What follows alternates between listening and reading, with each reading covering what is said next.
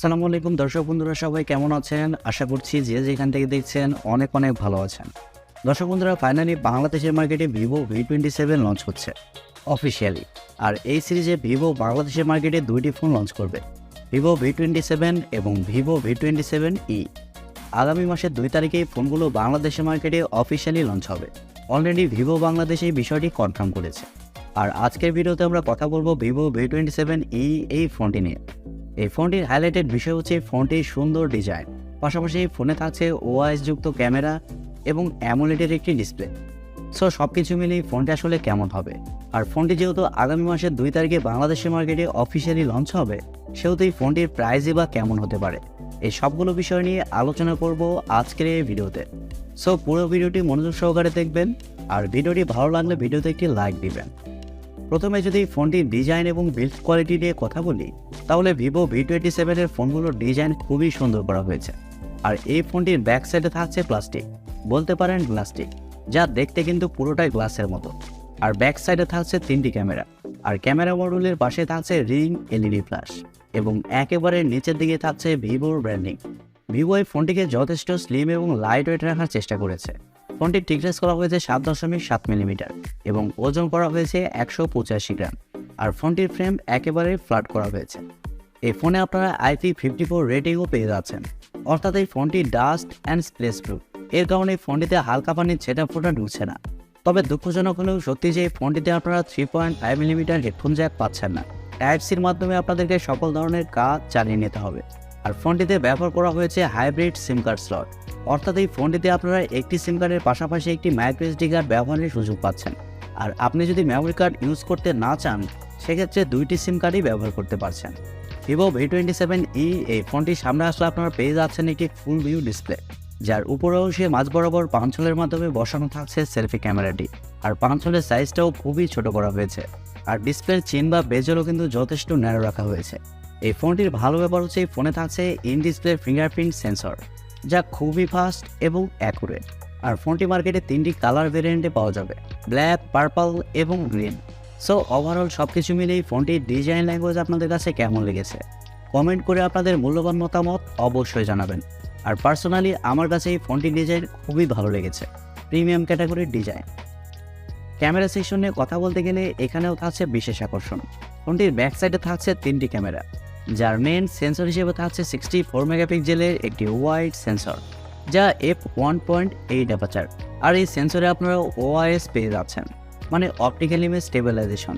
এর কারণে আপনি যখন ভিডিও শ্যুট করবেন, তখন আপনার হাত যদি একটু নড়েও যায়, সেক্ষেত্রেও ভিডিওতে সেকি ভাবটা আসবে না। ভিডিও কোয়ালিটি স্টেবল রাখার চেষ্টা করবে। আর ওআইএস এর পাশাপাশি এখানে এআইএস এর সাপোর্টও পেয়ে যাচ্ছেন। ফোনটিতে সেকেন্ড সেন্সর হিসেবে থাকছে 2 মেগাপিক্সেলের একটি ম্যাক্রো সেন্সর, এবং থার্ডে থাকছে 2 মেগাপিক্সেলের একটি ডেপথ সেন্সর। তবে আমার মনে হয়েছে ব্যাক ক্যামেরাতে 2 মেগাপিক্সেলের মতো সেন্সর ব্যবহার না করে মিনিমাম একটি 8 মেগাপিক্সেলের আলট্রা ওয়াইড সেন্সর দিলে বেটার হতো, যেহেতু এই ফোনটির প্রাইসও কিন্তু কম না। পাশাপাশি এই ফোনটিতে সেলফি ক্যামেরা হিসেবে থাকছে 32 মেগাপিক্সেলের সেলফি ক্যামেরা, যা f2.2 অ্যাপারচার। তবে সেলফি ক্যামেরা দিয়ে আপনারা শুধুমাত্র 1080p-তে 30 fps-এই শ্যুট করতে পারছেন। তবে কাগজে কলমে বলা হচ্ছে এই ফোনটির ব্যাক ক্যামেরা দিয়ে আপনারা সর্বোচ্চ 4K-তে শ্যুট করতে পারছেন। আর ফটো কোয়ালিটির কথা বলতে গেলে ভিভোর V সিরিজের ফটো কোয়ালিটি বরাবরই ভালো হয়। এবার আসলে আমাদের দেখার পালা, ভিভোর এই ফোনটির ফটো কোয়ালিটি এবং ভিডিও কোয়ালিটি কতটা বেটার হয়। ফোনটির ডিসপ্লে নিয়ে কথা বলতে গেলে এই ফোনে থাকছে 6.62 ইঞ্চির একটি অ্যামোলেড প্যানেল। আর এই ডিসপ্লেটি হচ্ছে ফুল এইচডি প্লাসের ডিসপ্লে, যার রেজলিউশন হিসেবে থাকছে 1080x2400 পিক্সেল, এবং আরও থাকছে 398 ppi ডেন্সিটি। তবে এই ডিসপ্লের সবচেয়ে ভালো ব্যাপার হচ্ছে এই ডিসপ্লেতে ব্যবহার করা হয়েছে 120 হার্টজের রিফ্রেশ রেট। এর কারণে ডিসপ্লের টাচ রেসপন্স কিন্তু খুবই ভালো হবে। আর অ্যামোলেড ডিসপ্লে হওয়ার কারণে ডিসপ্লেতে যে কোনো কন্টেন্ট প্লে করলে ডিসপ্লেতে শার্পনেসের ঘাটতি আপনারা ফিল করবেন না। ডিসপ্লের কালার কোয়ালিটি কিন্তু খুবই ভালো হবে। ওভারঅল ভিভো এই ফোনটিতে ভালো ডিসপ্লে প্রোভাইড করেছে। ফোনটির সফটওয়্যার এবং পারফরমেন্স নিয়ে যদি আমরা কথা বলি, তাহলে এই ফোনে থাকছে অ্যান্ড্রয়েড 13, যার ব্যাকহ্যান্ডে থাকছে FantasOS 13। আর ফোনটিতে চিপসেট হিসেবে থাকছে Mediatek Helio G99 চিপসেট, যা একটি 4G চিপসেট। হ্যাঁ দর্শক বন্ধুরা, 4G চিপসেট। এই ফোনটি হচ্ছে 4G ফোন।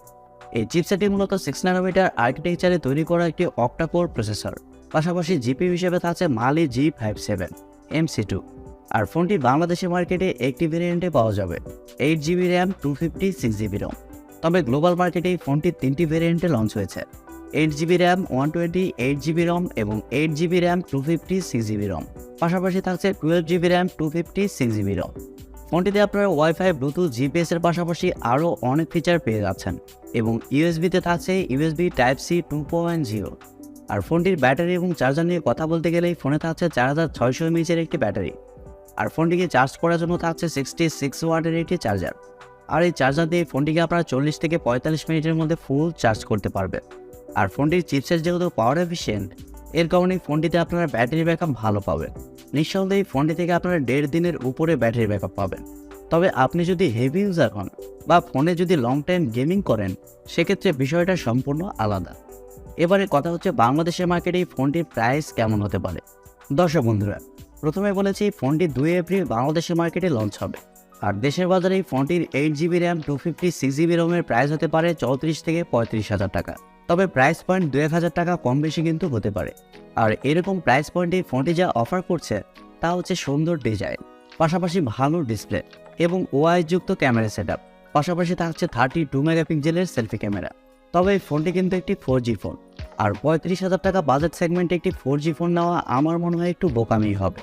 তারপরে এবার আমাদের দেখার পালা যে ভিভো বাংলাদেশের মার্কেটে এই ফোনটির প্রাইস পয়েন্ট আসলে কেমন রাখে। প্রিয় দর্শক বন্ধুরা, এই ছিল আজকের ভিডিওটি আপনাদের কাছে কেমন লেগেছে কমেন্ট করে অবশ্যই জানাবেন। আর ভিডিওটি যদি সত্যিই ভালো লেগে থাকে তাহলে সাবস্ক্রাইব করবেন এবং ভিডিওতে একটি লাইক দিবেন। সো আজকের মতো এই পর্যন্তই, দেখা হবে পরবর্তী কোনো নতুন ভিডিওতে। সবাই অনেক অনেক ভালো থাকবেন এবং সুস্থ থাকবেন। খোদা হাফেজ।